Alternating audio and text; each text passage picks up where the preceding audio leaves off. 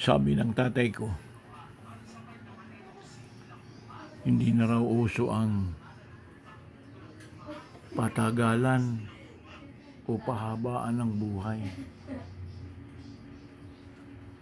Kailangan daw ngayon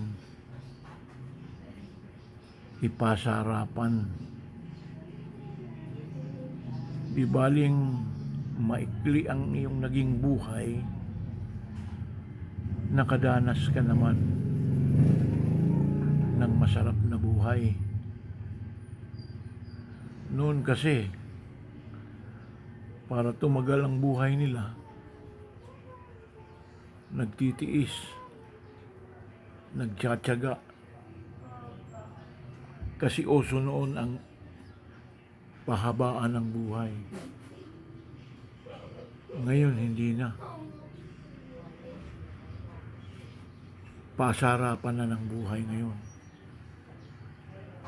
Maikli man, pero nakatikim ng masarap na buhay. Yun lang.